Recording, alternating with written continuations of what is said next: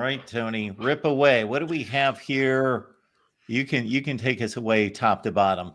Unfortunately, this looks pretty decent. I think they got the first two right. I can. Yeah. I Uh, can. if I really wanted to nitpick, you know, I would say I need more oars. I need an oar between with CJ Donaldson and James Peoples. I would put Marlon Graham as Carnell Tate's backup and Bryson Rogers as Brandon Ennis's backup, but like that's complete nitpickery. So yeah, I mean this it looks okay. Now we still don't know exactly what's going to happen with the guard situation, but based on the way Luke Montgomery closed it, starting the last two games, unfortunately, Steve, I think I agree with most of this. And like, if I wanted to say, well, it's not Devontae Armstrong, a second team right guard, like that's really neither here nor there. Yeah, I agree. It looks pretty straightforward, and I think for a lot of these positions, I mean, obviously Smith is set, Tate is set, Hinsman is set at center. Shabola and Montgomery are going to play. It's just a matter of where. I would agree on Max Clare. I think that he's probably the leader in the clubhouse at tight end, coming off a great year at Purdue. And Julian Sayin, I think, is the even money favorite to win that job, if not 3 to 5 favorite, probably to win that job if we had to put it. But yeah, I think the rest of them you could put oars. I mean, I do think there's going to be great competition at about 5 or 6 of these spots, and even if a spot has been won, the guy behind him can still be a really great player. So I would guess that Donaldson and Peoples will be rotated each week as the running backs coach Carlos Lachlan decides who's had the better week in practice. I want to throw in one more anecdote from the combine. Jordan James, the outstanding, I think that's his name, the outstanding running back. Oh, I'm bleeding for some reason. From Oregon, recounted a story that he first met Lachlan when he was his 1 year at Florida State in 2020. And as it turned out, James was verbaled to Georgia in the 2022 class. And Lachlan, early in 2022, I think, got the job at Oregon. He had, I think, been maybe at a Conference USA school, Western Kentucky or somewhere in the interim year, or Middle Tennessee or somewhere for 1 year as a full-time assistant coach. He was not a full-time assistant coach at Florida State. He was kind of the director of high school operations. And so he gets this job at Oregon, and James had not signed with Georgia in December. He had kept it open, figuring, okay, just see what the lay of the land was. And when Lachlan got the job at Oregon, he said, "My man Locke came and got me," was how he described it, and said he had a great 2-year relationship with Lachlan, and says he is definitely old school, and he pushes you, but it's only to make you a better player. And the proof was definitely in the pudding, guys. Only the third time in Ohio State history that they had 2 1,000-yard rushers on the same team. And lo and behold, they won the national championship. And I think Carlos Lachlan played a big part in that.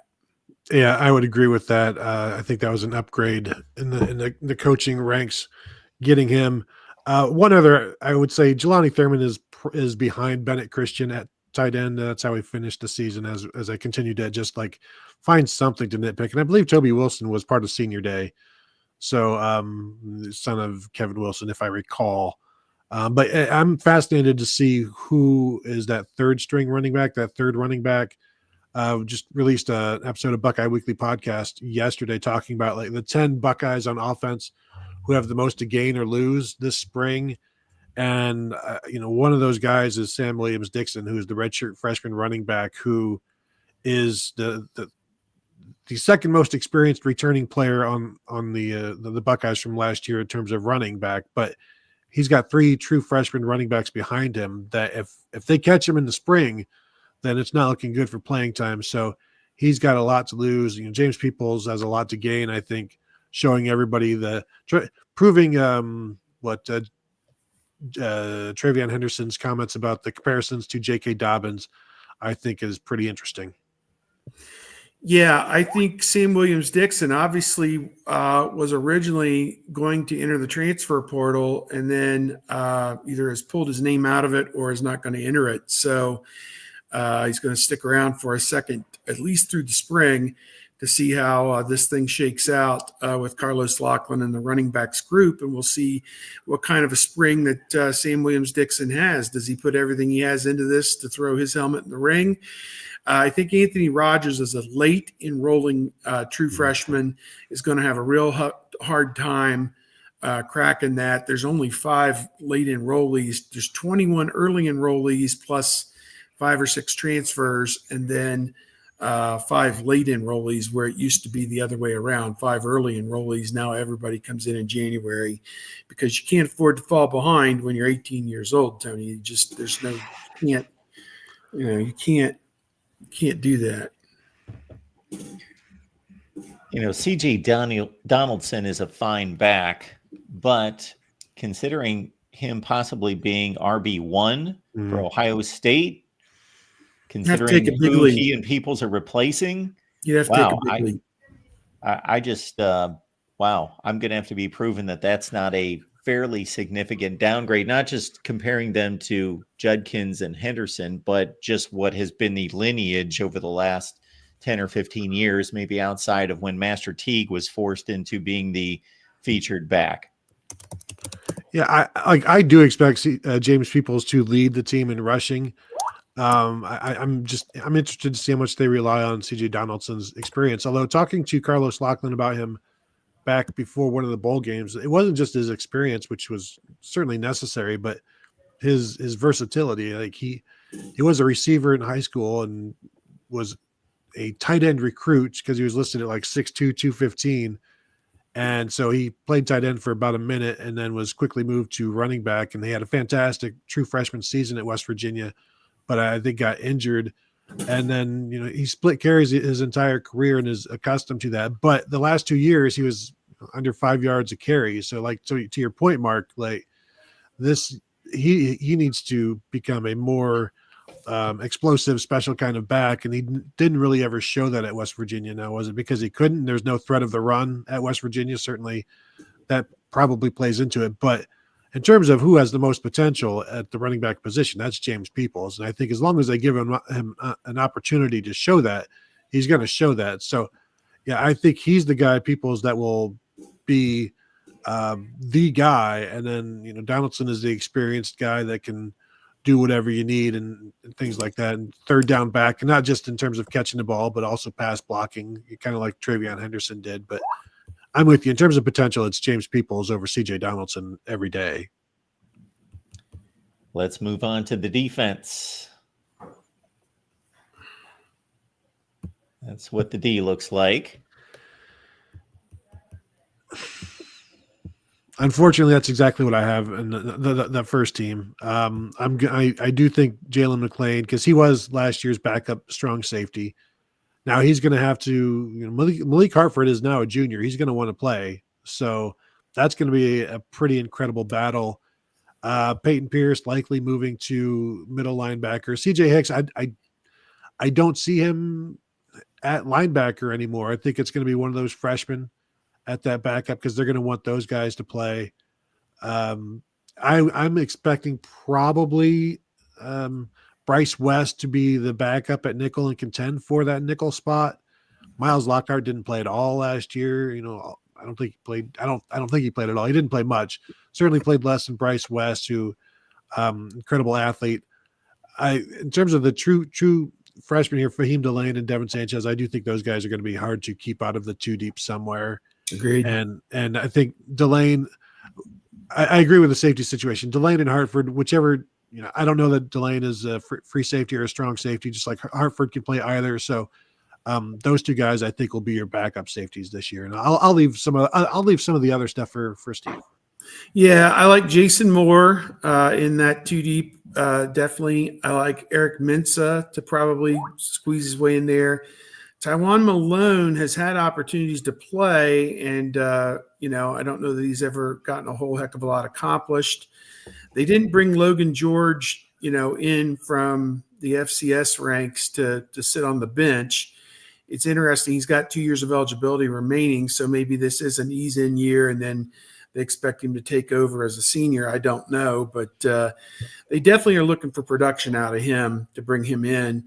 To crown Zion Grady, and put him in the 2 deep ahead of Josh Mickens, I'm not sure about that, but again, you're just kind of grasping for straws at this point.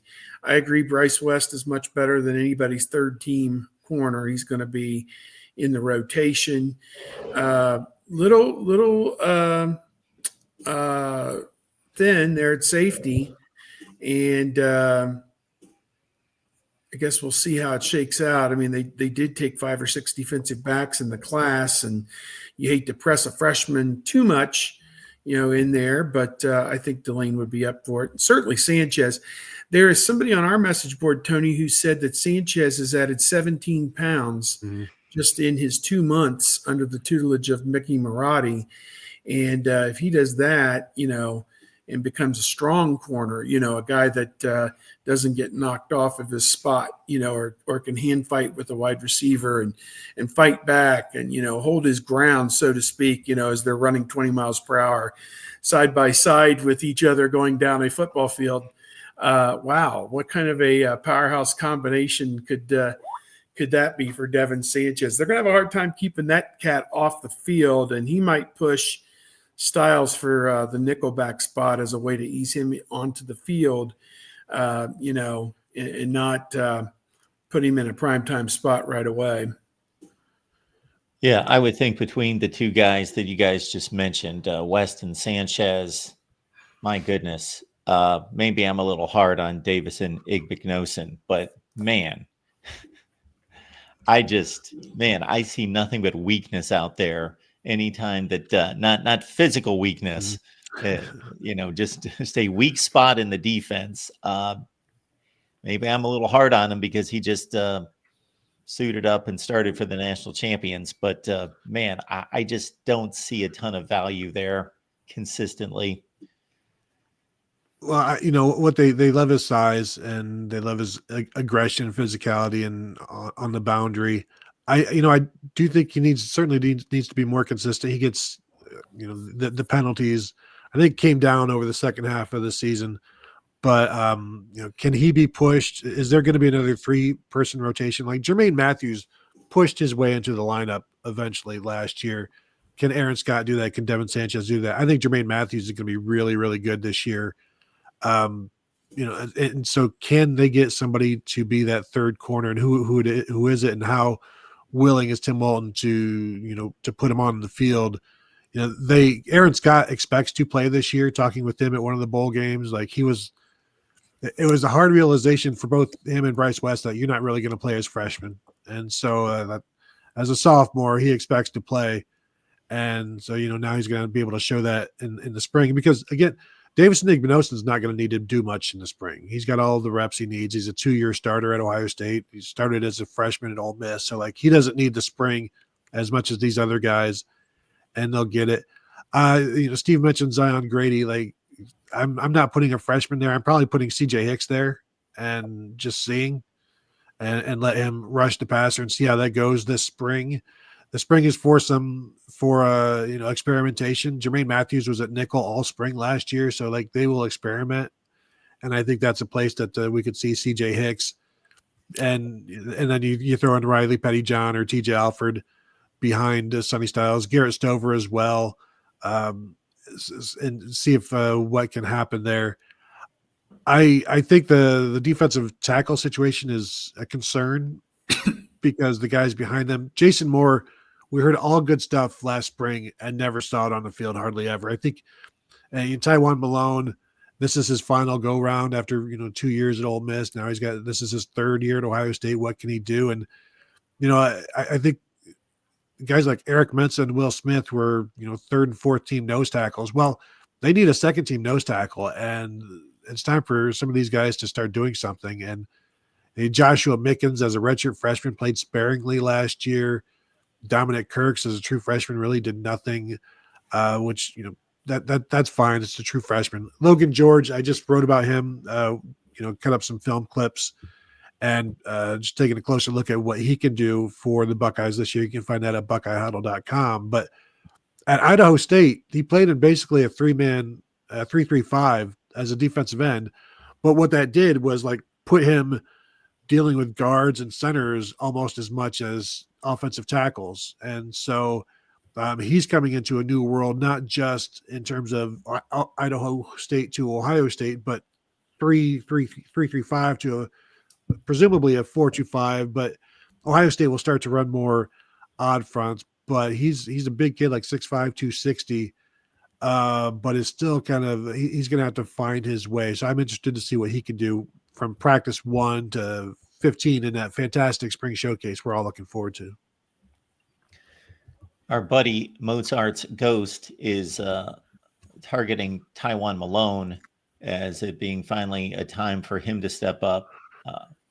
You guys could probably run down a list of guys that were highly recruited, kind of got lost for a couple of years, and then maybe emerged late in their career. Baron Browning comes to mind for me. Malone was like a top 150 player coming out of high school, right? I know a bunch of programs were in on him, and he went to Ole Miss to play football and baseball, and that's why Ohio State kind of lost out. But yeah, I mean, he's been a known quantity for a while. I'm just remembering one of his huddle highlights where he actually played receiver on one and caught like a 9 route, like 40 yards downfield, to give you an idea of the kind of athlete that he is and was. But what they don't need is somebody who is just occupying a space because by default, because nobody else can take it. Like when Jerron Cage, no offense to him, but when he's playing a bunch of minutes and guys of that 2020, 2021 season where they didn't really have much up front and they're just playing because there's nobody else.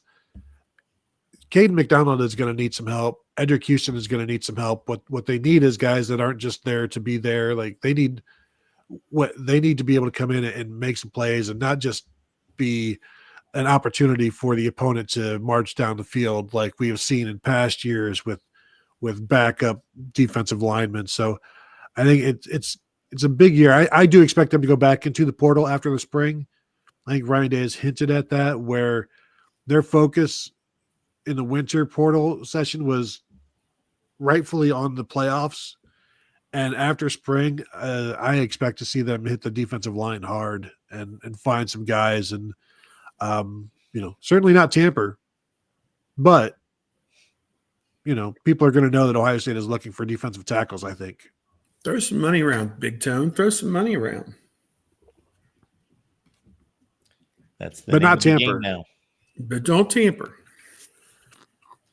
No and Doug Shepard said, Jarquez Carter, the freshman 3-tech could be somebody that gets involved pretty quickly because, Larry Johnson told me he reminds him of Mike Hall. So when you got somebody that quick and like that, then if you're looking for playmakers, like Edric Houston moved from defensive end to defensive tackle in a span of 2 weeks and was the backup behind Tyleik Williams because they didn't have anybody else. And so that's the situation that they're still in. So there's an opportunity for somebody to come in and be a rotational player up front.